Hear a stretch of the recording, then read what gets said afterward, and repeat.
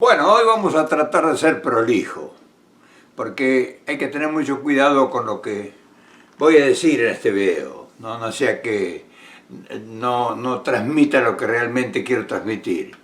Claro, porque se trata de una pregunta. Entonces, cuando uno pregunta algo que lo tiene en el subconsciente y que por más vuelta que le da en la cabeza no encuentra explicación, cuando lo va a hacer público el sentimiento, o sea, lo que uno piensa, tiene que tener cuidado. No sea que lo diga mal, que mucha gente lo interprete de otra forma, o que uno no tenga la capacidad realmente de transmitir lo que la idea significa.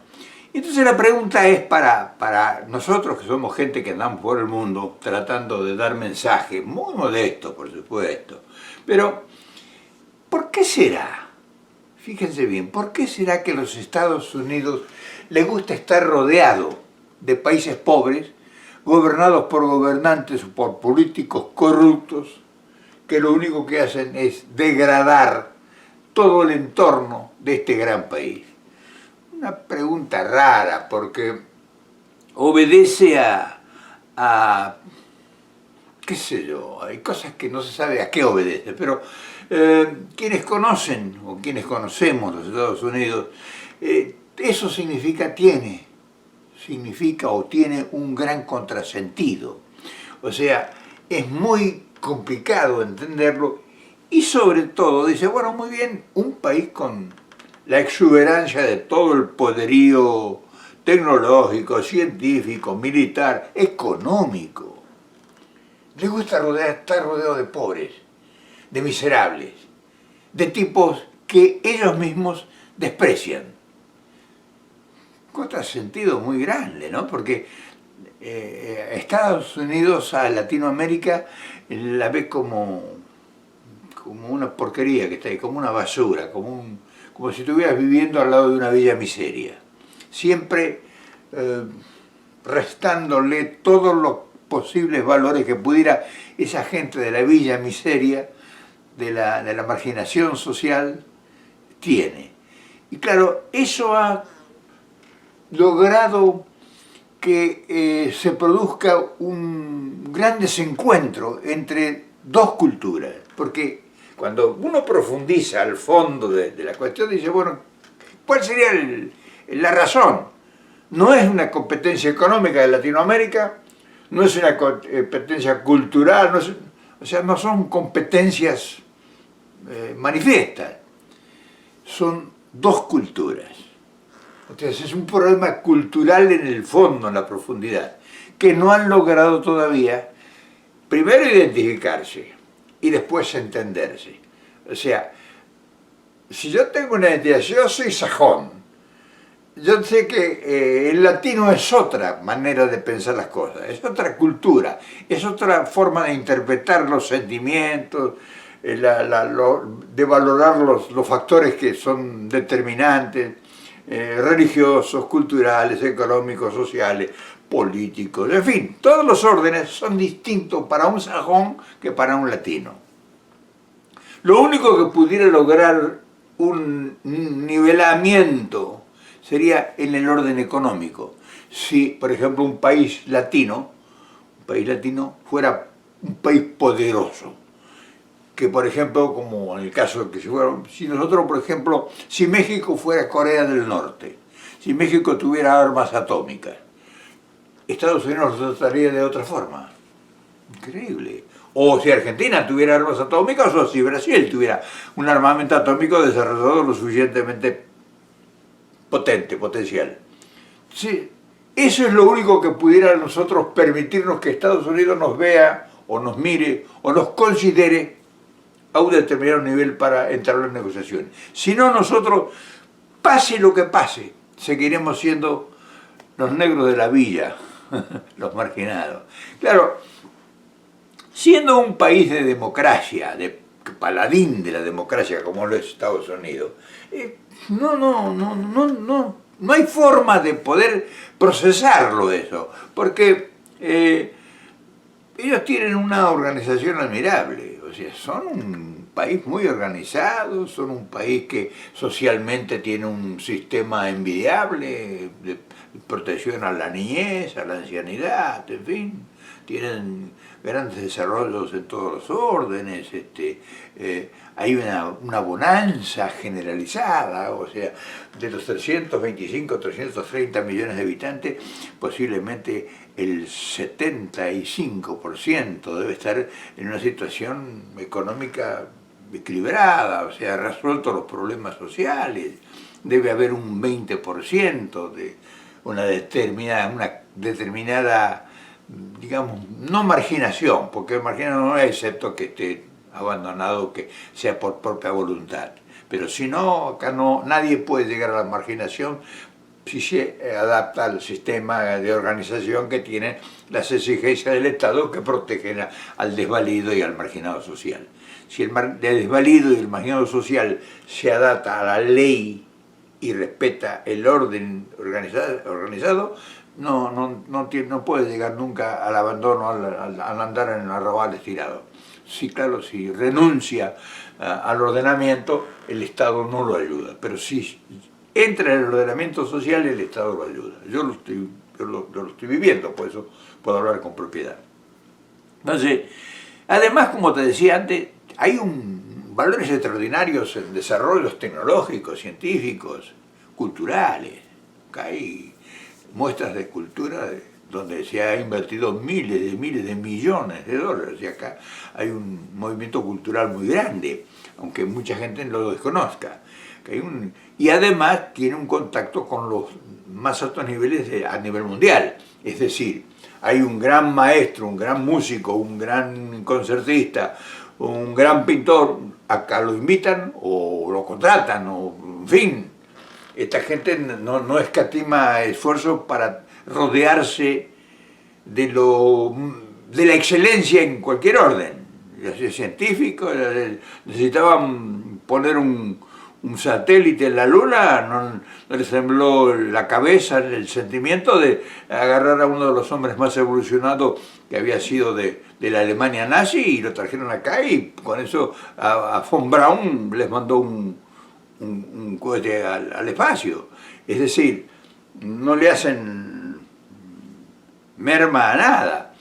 Entonces, cuando uno evalúa todo eso, porque lo vive y lo analiza, porque uno, dentro de nuestras limitaciones, queremos buscarle la manija a la pelota, queremos descubrir a ver si podemos aportar algo. Y entonces, nada mejor que cuando vos estás adentro de un sistema, de un ordenamiento, decir, bueno, ¿por qué esto no funciona?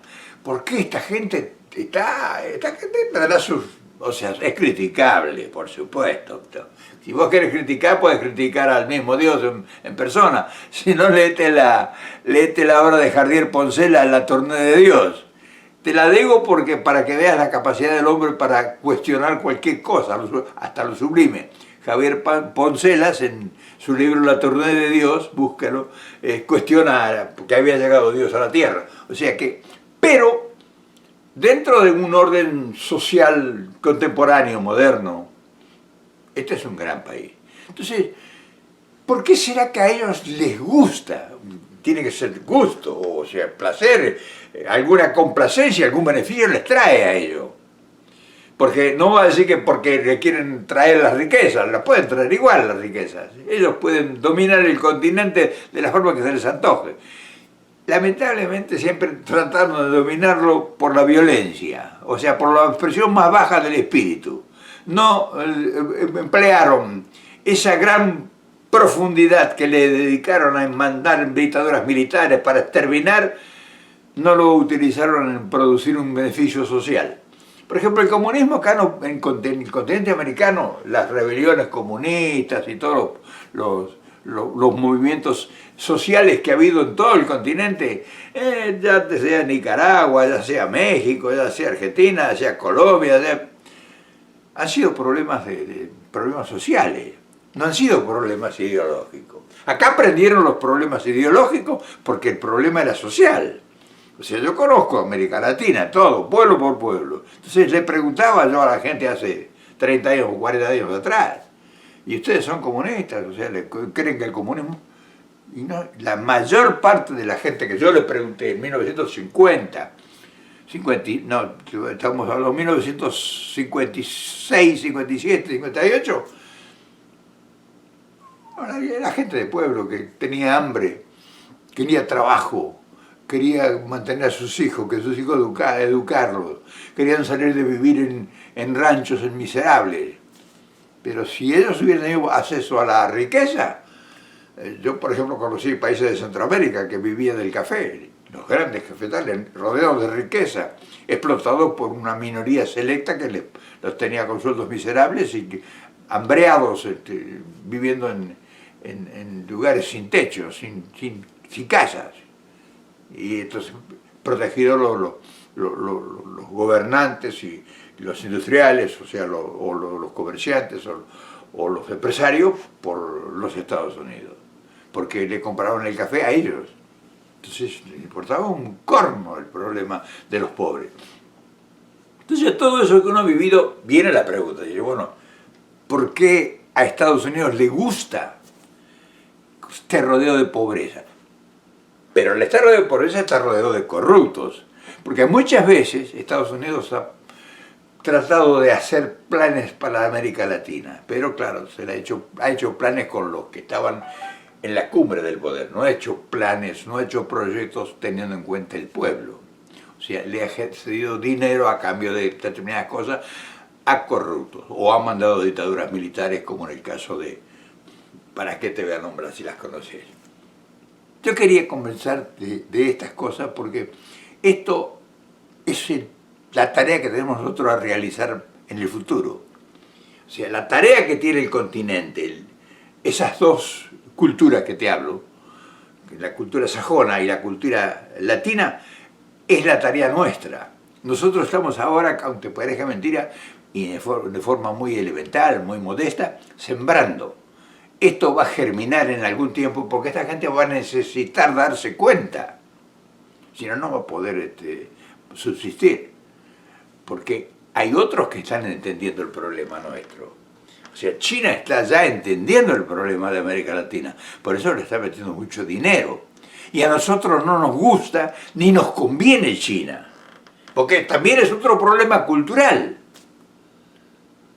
Lo extraño del caso es que siendo un problema cultural, no se ha procedido a resolverlo desde la cultura, sino a resolverlo desde la violencia.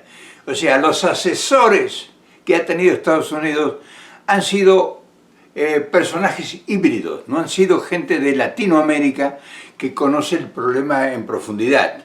Entonces, todo el mundo que asesora a los Estados Unidos es gente que proviene de lugares de resentimiento. Por ejemplo, la parte de los cubanos, que son gente que escaparon de un régimen que llegó a Cuba por un problema social, más que por un problema político.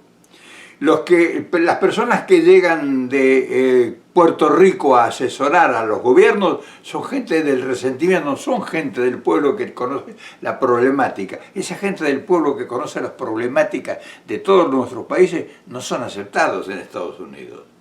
O sea, no sé por qué razón. O sea, la gente que viene, por ejemplo, de Venezuela, que ha llegado a Estados Unidos, es la gente de la alta alcurnia, de las sociedades elitistas. O sea, no son gente que representan el problema del pueblo, que pueden explicar esto que nosotros estamos analizando ahora. Lo mismo pasa gente de México y lo mismo pasa con gente de toda Centroamérica. O sea, la gente en la cual se ha basado el asesoramiento para conocer el problema realmente en América Latina no ha sido gente que conoce el problema social.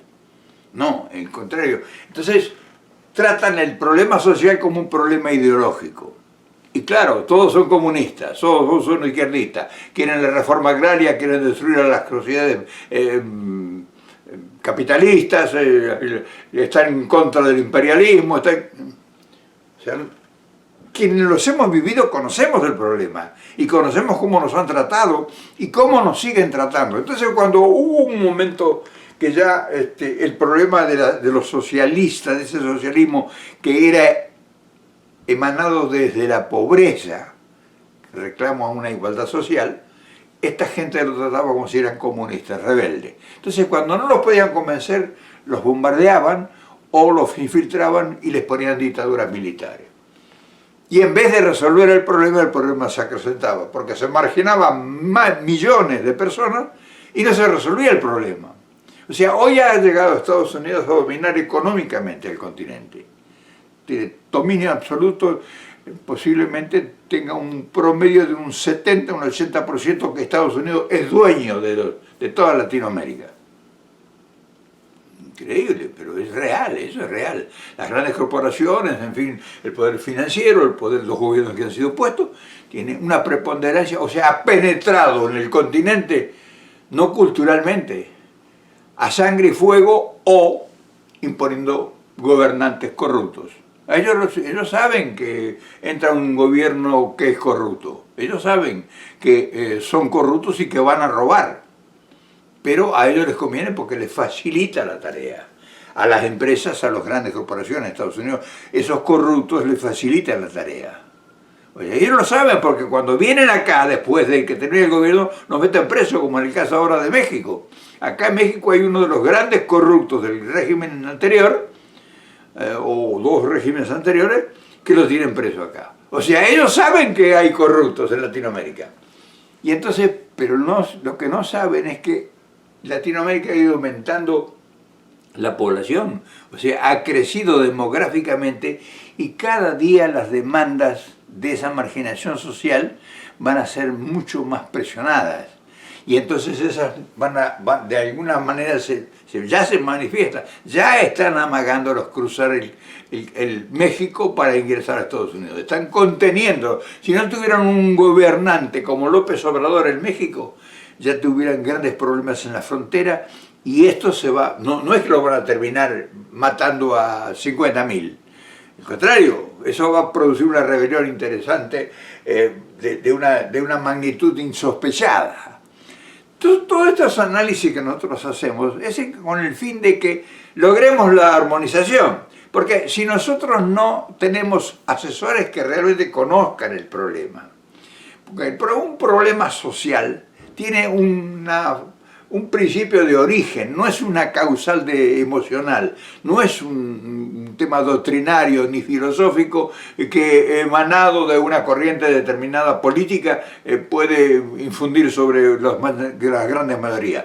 El problema con América Latina es el hambre, falta de trabajo. Y hay posibilidades enormes de que Estados Unidos siga siendo el dueño, porque vamos a ser honestos, Estados Unidos puede seguir siendo el dueño de Latinoamérica con el beneplácito nuestro. Incluso pudieran ellos instaurar el dólar, la moneda de dólar en toda Latinoamérica. Y no pasaría nada, habría una rebelión determinada de algunos grupos intelectuales, pero el mundo estaría feliz. Pero si al mismo tiempo permitieran el desarrollo de esos países, que esos países no nazca un niño y crezca durante toda su infancia marginado socialmente y con un resentimiento cargado en su subconsciente. Una lucha desenfrenada contra el imperio, los malditos gringos, los malditos americanos. Y es una tontería, porque dijeran, bueno, Estados Unidos no tiene posibilidad de penetrar y resolver el problema social, pero no solamente que lo resolvería, acrecentaría la grandeza de sus riquezas y generaría un bienestar y una felicidad en millones, 1.000 millones de habitantes que hay aquí nomás. Sin embargo, de los 1.000 millones de habitantes que hay en Latinoamérica, que son esa otra cultura que te hablo, el 70 al 80% no quiere por nada del mundo ningún tipo de negocio con Estados Unidos. Anda a averiguarlo, porque yo ya lo he averiguado. Anda a averiguarlo, decirle a los americanos que van a averiguarlo en serio. Y entonces, ¿qué pasa? Mientras esta lucha que nosotros tenemos entablado de dos culturas, como te estoy diciendo, que es aparentemente el eje, pero ya deja de ser el eje porque los chinos están interesados en el continente. porque sabe de la enorme riqueza que tiene este continente y que está desperdiciándose. O sea, si Estados Unidos se diera cuenta de la posibilidad extraordinaria de desarrollar Latinoamérica, y generaría el triple de la riqueza que se genera ahora. Fíjate si supieran hacer grandes negocios para esta cultura que es la cultura del dios del dinero, como decía el poeta. Entonces, y como decían los grandes maestros.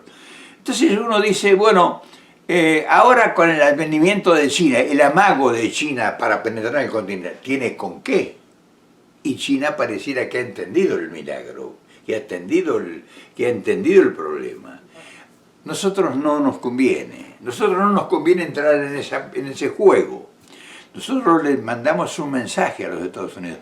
Y este video, aunque a ustedes les parezca increíble, hay gente que lo ve interesado del gobierno de Estados Unidos porque su servicio de inteligencia nos tienen a nosotros enfocados. ¿Qué te parece?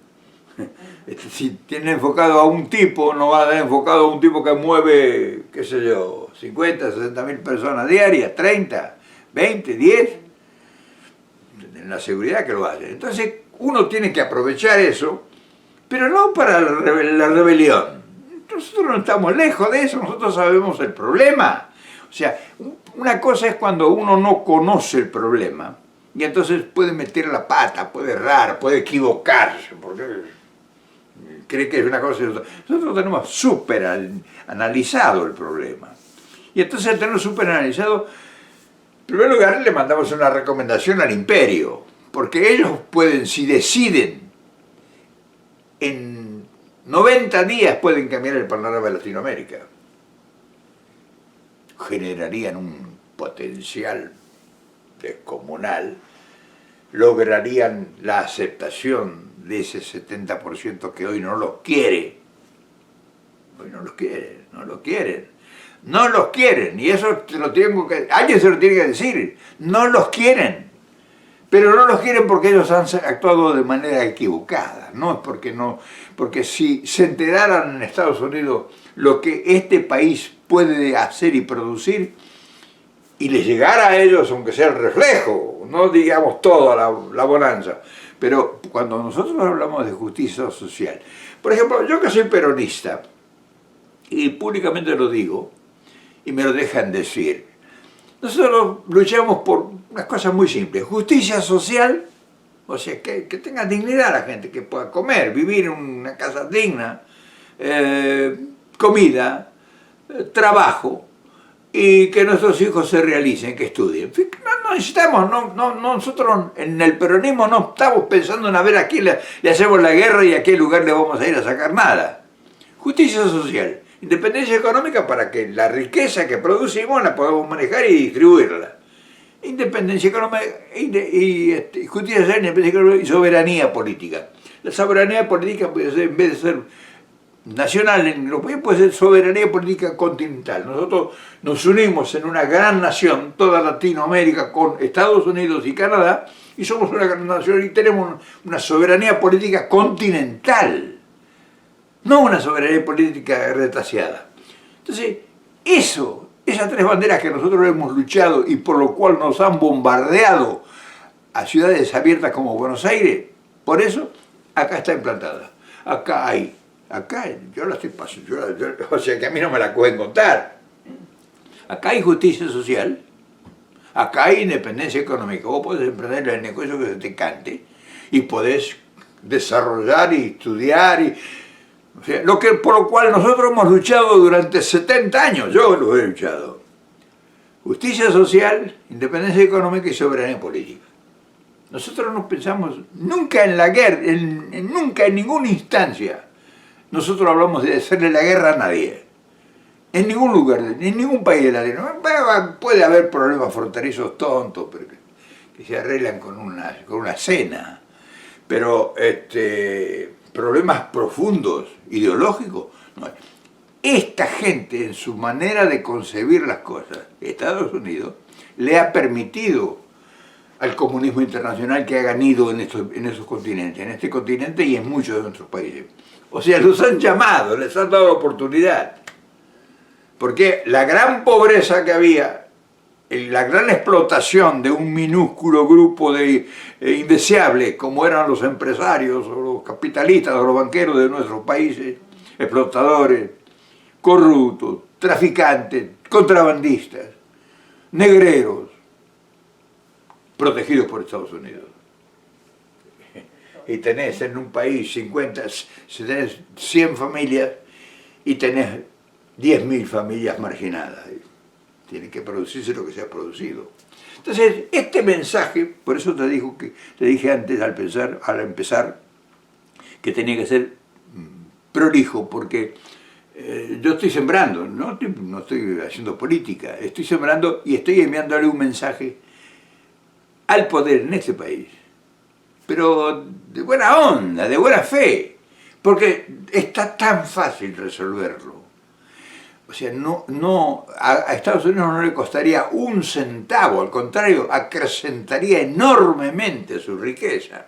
Y nosotros viviríamos con una dignidad extraordinaria, teniendo salud, beneficio, buenas carreteras, buenos instrumentos, desarrollos culturales, escuelas, universidades, gente capacitada, bienestar, salud, estudios, tendríamos todo fácil.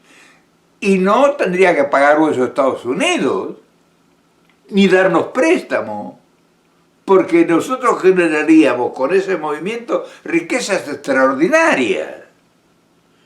En fin, yo creo que todo esto, efectivamente, esta siembra va a producir resultados.